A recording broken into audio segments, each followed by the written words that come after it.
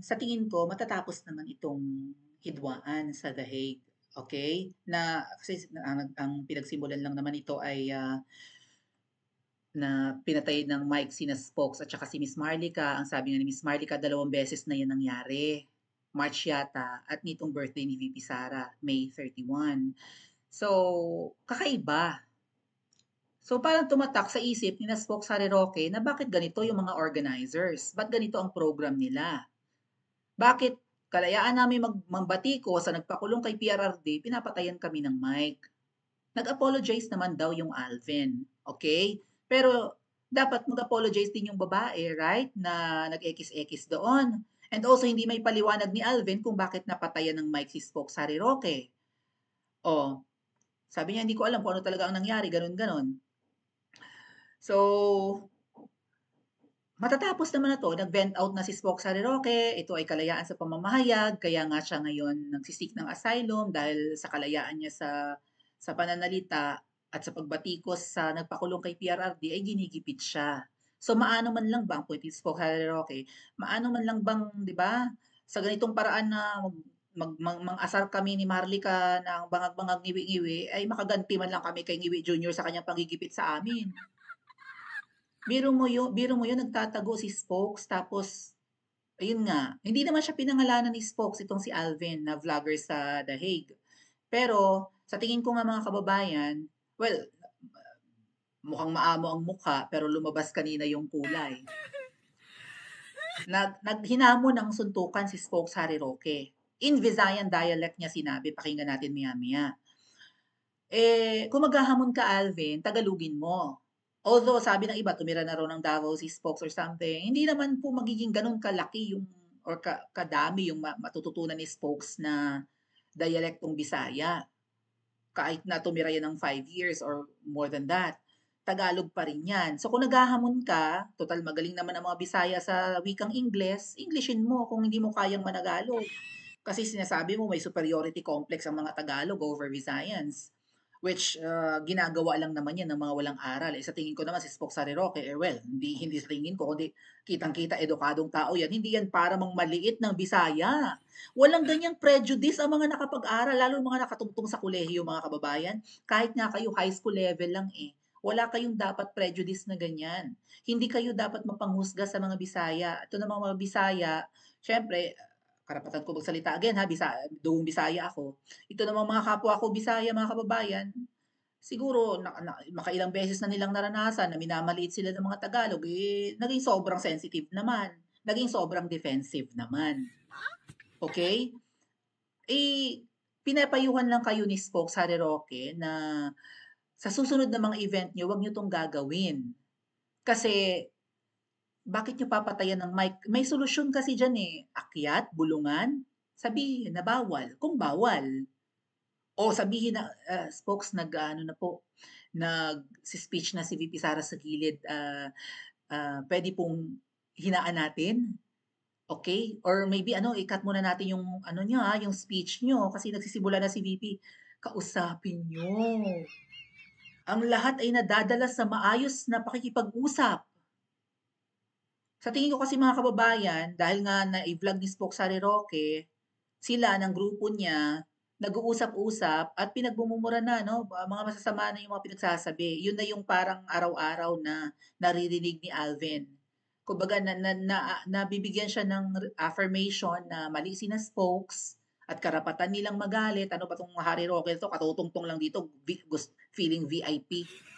Dumating lang dito, nagkagulo na. Maayos kami nung wala yung mga yan. Alvin, wag mong kalilimutan, nakakadagdag ng taas ng views ng vlog nyo kapag may kilalang tao na sumasali sa inyo sa mga sa umpukan nyo dyan sa Duterte Forest at Duterte Street. Kung kayo-kayo lang yan at ordinaryong tao lang, okay, may views, pero iba pa rin. Kapag may mga kilalang tao na sumasama sa inyo. Okay? Lalo itong mga kilalang taong ito ang pwedeng, di ba, maging makapagbigay ng update kasi sila yung may connect sa mga Duterte. Lalo si Spokes, kaibigan ni VP Sara. Abogado pa. Nakakadagdag ng sustansya sa content nyo. Hindi lang live, kain. Right? and budots at kung ano-ano pa. Oh, may sustansya. Kaya yung umattitude kayo, again, matatapos naman to nakapag-vent out ka na, and the feeling ko hindi na magre-react si Spokes Harry Roque dito at si Miss Marlica because maliit na issue to kung talagang totoong, 'di ba, kung totoong para tayo sa iisang laban, para tayo lahat kay PRRD, disregard na muna yan. Mangyayari yan. Kay iisa ang goal natin eh. Pero what if totoo yung mga allegations na may mga makakaliwa dyan? Ano ang inyong action plan? Ano ang inyong game plan? Kung napapasukan kayo ng makakaliwa, hindi imposible dyan. Tumira dyan si Joma. Dyan na namatay. Marami ng inuring-uring yan or mga ginontotels, if you know what I mean. Baka nagkaanak na yan. At baka mamaya nakikisali dyan. Hindi ka pinagbintangan ni Spokes na ikaw ang ang kamag-anak ni Joma. Sino may sabi sa'yo nun? Hindi rin naman sinasabi ni Miss Marlica yan. Bakit umaaray ka? Hindi ka naman siguro kamag-anak ni Joma. Kabalat mo ba yun? We don't know. Pero sa sistema ng inyong event na may ganon, may napapahiya, may nasasaktan, may nasusupladuhan, meron kayong natatarayan, learn from it. Again po, mistakes are best teachers. Kasi hindi nyo ito madaling makalimutan. Okay? Kasi ang pagkatuto ay hindi lang sa pamamaraan ng utak, pati puso. 'Yon, 'di ba? Halimbawa, analogy ko nga kanina, kung ikaw ay napahiya, kung ikaw ay nagkamali, matututo ka dyan at hindi mo yan malilimutan kasi nasaktan yung damdamin mo. Learn from it. Okay? Dapat may matutunan ka dyan. Masakit, mahirap bang ibaba ang pride? Right?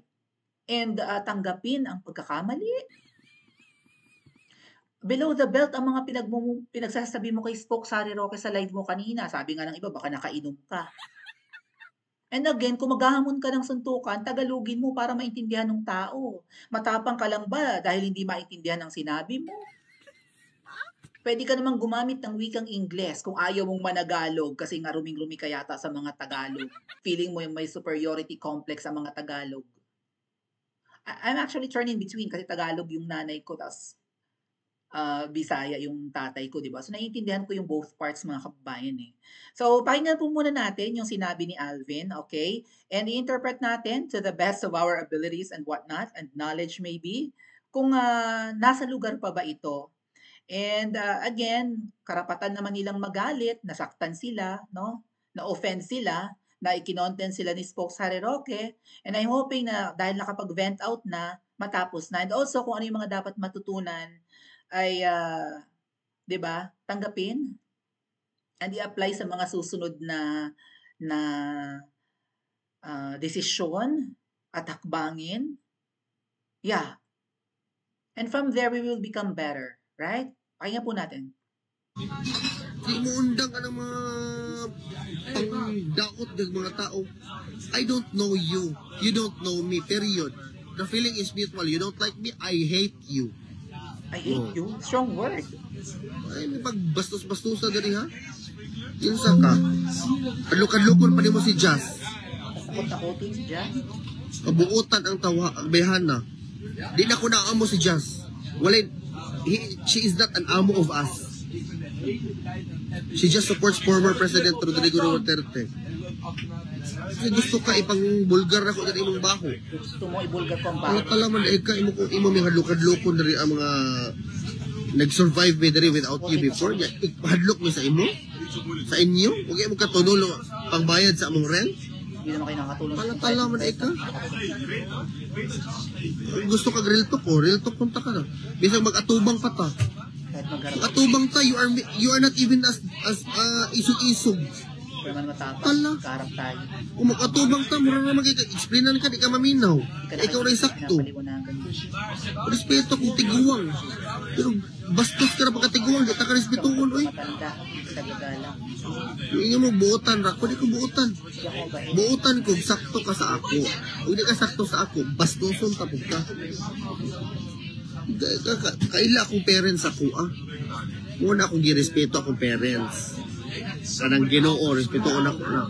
Pero ikaw, bastos-bastos ka sa akong mga tao nga volunteer, kauban sa akong core group, imong bastos-bastos without even trying to ask kung saan nahitabo. Ay, pikhan ta kag storya.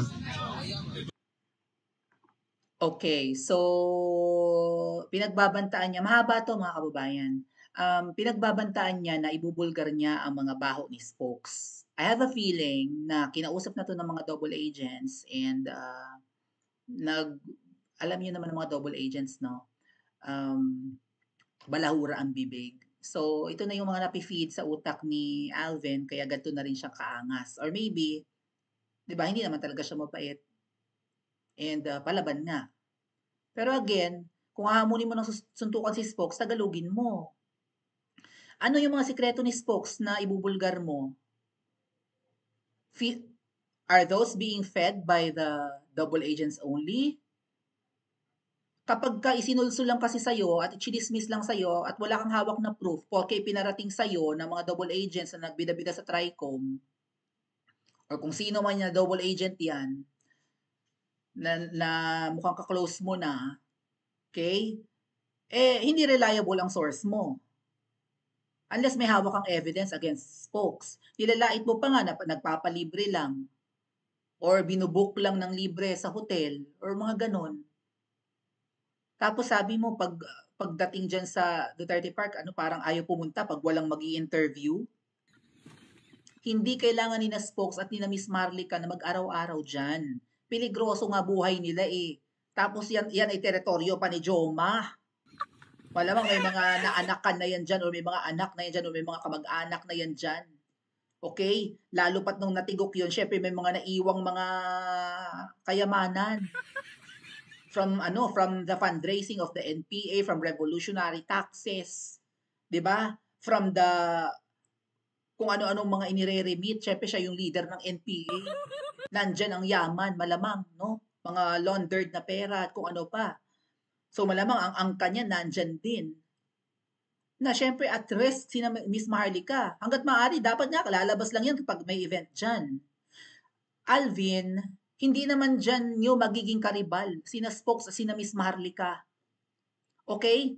Baka sooner nga, uuwi na yan, aalis. Lalo si Miss Maharlika, babalik na yan ng US. Si Spokes, pagka na si PRRD, God willing, makalaya, uuwi rin yan, handang magpakulong sa Pilipinas. Uwing-uwi na yan sa Pilipinas. Kayo ang taga riyan, kayo ang nag-organize, kayo ang may-ari ng bahay, may bisita kayo, hindi nyo naman kailangang i-treat as VIP.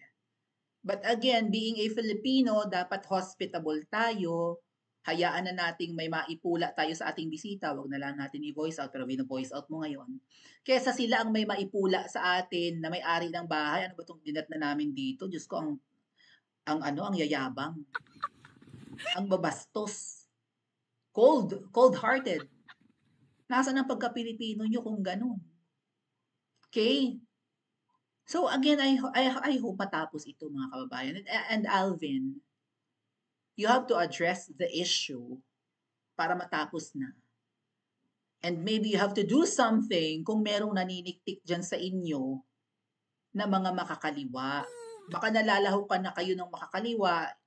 I hope wala sa grupo mo.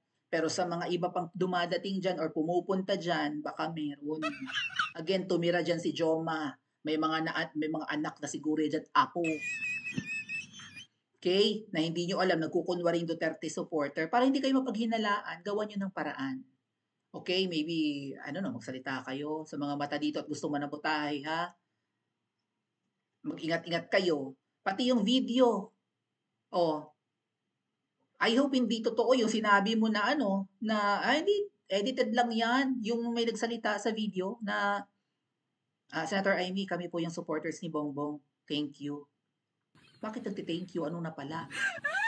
Ano ang binigay ni Amy para mag-thank you? Sino ang dumating sa the Netherlands para mamudmod? Sa mga supporters ni Bongbong Marcos at magkunwaring Duterte supporters at sumasali sa mga gathering dyan. Wag mong tapos sasabihin mo, ay, ba't kailangan ko sumagot sa mga sa mga issue nyo? Hindi ko kailangan sumagot. Hindi peligroso eh. Kapag nalalahukan kayo, ng hindi totoong Duterte supporters, delikado. Either manabutahi yan or what? Baka mamaya, worst case scenario, ang mga bisita nyo sa event nyo, barilin, saksakin. Hindi madaling mag-organize na ano, kaya nga sabi ni Spock Sariroque, mag-aral pa kayo or dapat nyo matutunan ang tamang pag-organize ng event. Ay biro nyo yung pinatayan ng mic, yun lang naman ang pinagmumulan nito eh. Instead of you lowering your pride, binabalahura mo si Spock Sariroque. Walang ambag, sabi mo. Wala naman silang ambag. My God, baka ang ambag niyan, hindi mo matapatan. Buhay nila ang kapalit, kayo hindi nyo kakayang bumatikos. Puro lang kayo pagsisip-sip. Pag mahal na mahal namin si Tatay Digong, I love unwavering support. That's bullshit actually. Dahil kung mahal mo ang tao, masasaktan ka sa ginawa doon at magagalit ka sa gumawa niyan. Hindi nyo kaya. Ni ang panghahamon mo na magsuntukan, hindi mo masabi sa wikang Filipino or sa English. Sabi mo, wala kang kinatatakutan. Ang totoong walang kinatatakutan, hindi kailangan sabihin yan. Ang taong matapang, hindi kailangan magsalita ng ganyan. Oh. So, I hope, no, mag-adjust kayo. Alamin nyo kung sino yung mga naniniktik dyan at nananabutahe. And the next time na mag-event kayo, huwag na yung mauulit. Ang susuplado nyo raw. Mga snub kayo. Okay? Tapos grabe kayo, oh. Maayos kami dito nang dumating yung mga yan, nagkagulo na. Anong gusto mong iparating? Huwag kayo dito. Kami lang ang may monopoly. Yan yung sinasabing may monopoly kayo. Hindi sinabi ni Spokes na pinagbabawalan mo ang mga vloggers dyan. Kasi ang attitude nyo, parang okay kami dito. Kayong dumating, kayo pa nakakagulo. It's as if you're monopolizing the events there and the gathering and the territory, which hindi mo naman teritoryo. Again, tahanan nyo ang the Netherlands for how many decades na or for how many years na. Hindi nyo magiging karibal yan dyan, kapwa nyo Pilipino, maano man lang bang, diba? Magpakumbaba kayo. Hindi nyo na kailangang estimahin ng maayos or bigyan ng VIP treatment. Pero pinatayan nyo ng mic. Kaya hindi nyo masisisi yung tao magsalita na hindi ka nga pinangalanan. Okay? And I hope totoo kayo sa laban nyo for PRRD. Kasi ang dami mga naghihinala, katulad niyan. May mga mata ni Joma dyan, may mga mata ni Marcos Jr. dyan. Tapos may mga suplado dyan. May nampapatay ng mic. Oh. At kung ano-ano pang eksena. So, I hope, no, para matapos to, ayusin nyo kung talagang iisa ang laban natin. May magpapakumbaba, may hihingi ng sorry, may maglo-lower ng pride, at hindi yan masama kung iisa ang pinaglalaban natin. This is not to criticize you. Actually, I'm rooting for the ending of this bickering there in The Hague.